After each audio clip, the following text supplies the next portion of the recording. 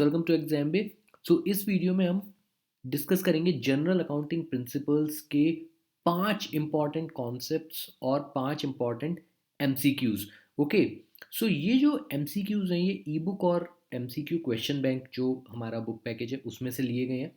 और हमारी एमसीक्यू की जो सीरीज़ चल रही है, जो वीडियो की सीरीज़ चल रही है, उसमें हम हर सब्जेक्ट से ईपीएफओ एनफोर्समेंट ऑफिसर का जो भी सिलेबस है, जो भी टॉपिक्स हैं, जो भी सब्जेक्ट्स हैं, उनमें से हम कुछ कुछ क्वेश्चंस पिक करके, हैंड पिक करके आपको इन वीडियोस के थ्रू एक्सप्लेन करते हैं, जिससे कि आपको पता लगता है कि किस लेवल के क्वेश्चंस आ सकते हैं एग्जाम में और किस टाइप के क्वेश्चंस आ सकते हैं। और हमने अपने ई बुक और क्वेश्चन बैंक में मेहनत करके किस तरीके के से क्वेश्चंस बनाए हैं जिनकी एक प्रैक्टिकल एप्लीकेशन है। क्योंकि ईपीएफओ का एग्ज़ाम यूपीएससी लेता है और थोड़े अलग तरीके के क्वेश्चंस आप एकदम आपको न्यूमेरिकल एकदम टेक्निकल क्वेश्चंस उसमें मिलेंगे, बहुत ही कम या नहीं मिलेंगे। कॉन्सेप्चुअल और कॉमन सेंस के क्वेश्चंस मिलेंगे, बट हमें उस तरीके की थिंकिंग डेवलप करनी है। ओके। 5 क्वेश्चंस जो लिए हैं, पांचों अलग अलग कॉन्सेप्ट्स पर हैं। उनका कॉन्सेप्ट मैं आपको बताऊंगा और आप देखिए कि क्या वैरायटी है। Okay, right. Now second question, which of the following statements is or are true about sinking fund. सबसे पहले तो सिंकिंग फंड आप में से कई लोगों को नहीं पता होगा। आप इसके ऑप्शंस पढ़ोगे, आंसर देखोगे तो आपको सब क्लियर हो जाएगा what is a sinking fund, जो कि इंपॉर्टेंट है काफ़ी। A, option A, sinking fund is created as a charge from profits to pay off a future liability or debt. Option B, sinking funds may help in paying debt at maturity or help in buying back bonds from the open market. तो sinking fund actually में होता क्या है, companies create करते हैं। देखिए, बहुत सारी बड़ी बड़ी कंपनीज होती हैं, ऑर्गेनाइजेशंस होते हैं, उन्हें कैपिटल की ज़रूरत पड़ती है, मतलब पैसे की उन्हें ज़रूरत पड़ती है। तो अब दो कॉमन तरीके होते हैं पैसा को रेज करने के, कैपिटल रेज करने के। एक तो ये होता है कि आप स्टॉक मार्केट में चले जाओ, ठीक है, अपना आईपीओ मतलब इनिशियल पब्लिक ऑफरिंग ले आओ। ओके। और आपका स्टॉक अगर ऑलरेडी स्टॉक मार्केट में है तो आप नया स्टॉक या और ज़्यादा स्टॉक को अलॉट करके वहाँ से पैसे उठा लो। राइट, एक तो ये तरीका हो गया। स्टॉक में क्या करते हो कि आप जो भी जो आपका स्टॉक खरीदते हैं वो आपके शेयर होल्डर्स हो जाते हैं, वो आपका रिस्क भी शेयर करेंगे और रिवॉर्ड भी शेयर करेंगे। कई बार क्या होता है कि कंपनीज स्टॉक मार्केट में मतलब रिस्क या रिवॉर्ड शेयर्स ना अलॉट करके बॉन्ड्स देती हैं, बॉन्ड्स अलॉट करती हैं। ओके, बहुत सारी कंपनीज हैं, मैं आपको सिंपल एग्जांपल दूं, महिंद्रा भी करती है, और एक श्रीराम फाइनेंस होती हैं, वो व्हीकल्स वगैरह को फाइनेंस करते हैं, वो भी अपने बॉन्ड्स अलॉट करते हैं। ओके। तो वो बॉन्ड्स को अलॉट करके, राइट, बहुत सारा पैसा वो जुटाते हैं, उसमें वो कहते हैं कि हम आपको फिक्स्ड इंटरेस्ट रेट देंगे, तो जो भी बॉन्ड्स खरीदता है हम भी खरीद सकते हैं। ओके। सो आपने 1,000 करोड़ 2,000 करोड़ के बॉन्ड्स अलॉट किए। अब आपको एक, जब बॉन्ड्स की जो मेचोरिटी होगी, आपने कहा कि भाई 5 साल बाद हम आपको इतना पैसा देंगे। आप अगर 1 लाख रुपए दे रहे हो हमें, तो 5 साल बाद हमको 5 साल बाद हम आपको 8% रिटर्न से इतना पैसा देंगे। अब एकदम से 5 साल बाद बहुत सारा पैसा आपका जाना होता है, ऑब्वियसली आप प्रॉफिट्स कमाओगे, सब कुछ करोगे।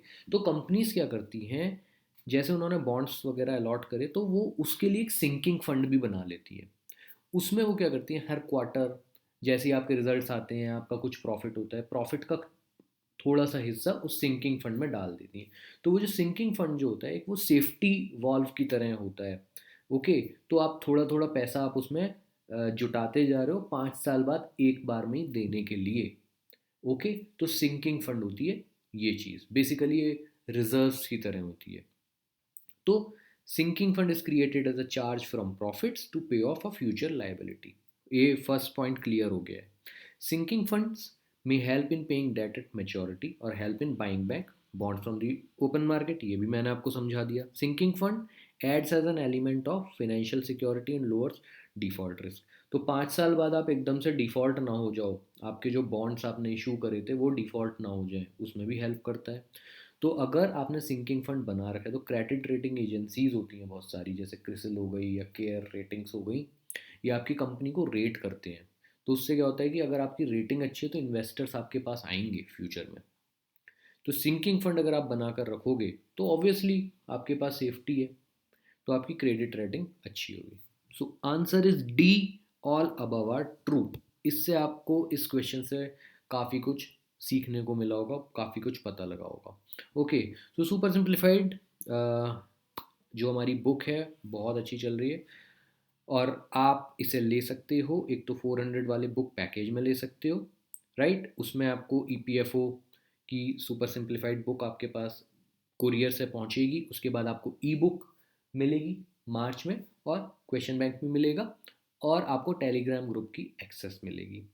और आप सिर्फ बुक भी खरीद सकते हो जिसमें आपको पेपर बैक बुक मिलेगी, आपके पास पहुंच जाएगी, और आपको क्वेश्चन बैंक मिलेगा। बट ई बुक में भी बहुत सारी चीज़ें हैं जो आपको पता लगेंगी। ये क्वेश्चंस भी ई बुक में से लिए गए हैं, कुछ क्वेश्चन बैंक में से लिए गए हैं। अब हमने, क्योंकि काफ़ी लोगों ने बोला, तो इसलिए टेबल ऑफ कंटेंट्स, जो सुपर सिंप्लीफाइड हमारी बुक है उसका टेबल ऑफ कंटेंट्स और कुछ सैम्पल कंटेंट हमने अपलोड कर दिया है ड्राइव में। और आप इस वीडियो के डिस्क्रिप्शन में लिंक आपको मिल जाएगा, आप उससे डाउनलोड करके देख सकते हो कि क्या क्या टॉपिक्स हैं, किस तरीके का कंटेंट है।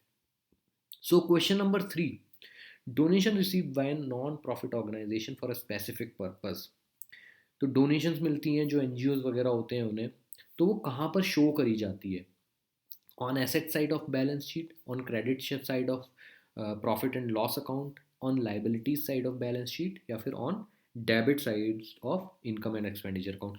सो जो स्पेसिफिक पर्पस के लिए जो डोनेशंस होती हैं वो एक ऐसा पर्पस होता है कि भाई कोई आदमी डोनेशन दे रहा है 10 लाख रुपीज़, वो कहता है कि ये जो डोनेशन मैं दे रहा हूँ ये यूज़ होनी चाहिए सिर्फ ये जो आपकी बिल्डिंग है उसमें ऊपर 2 रूम्स बनाने के लिए।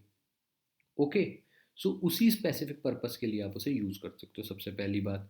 अब ये जो डोनेशन एनजीओ को दी गई हैं, ऑब्वियसली किसी और ने दी हैं। जब कोई और मुझे कुछ पैसा देगा तो वो मेरे ऊपर एक लाइबिलिटी होगी।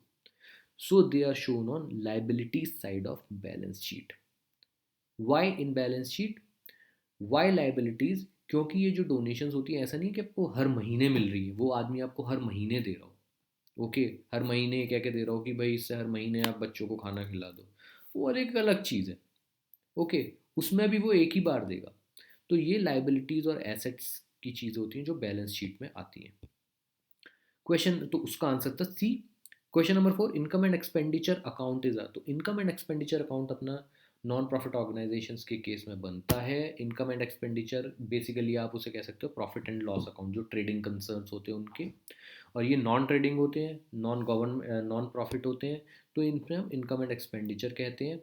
तो ये नॉमिनल अकाउंट होता है, हमेशा हमें पता होता है, क्योंकि जो इनकम एंड एक्सपेंडिचर का जो जो बैलेंस होता है at the end of the year वो बैलेंस शीट में जाकर कैपिटलाइज होता है, राइट।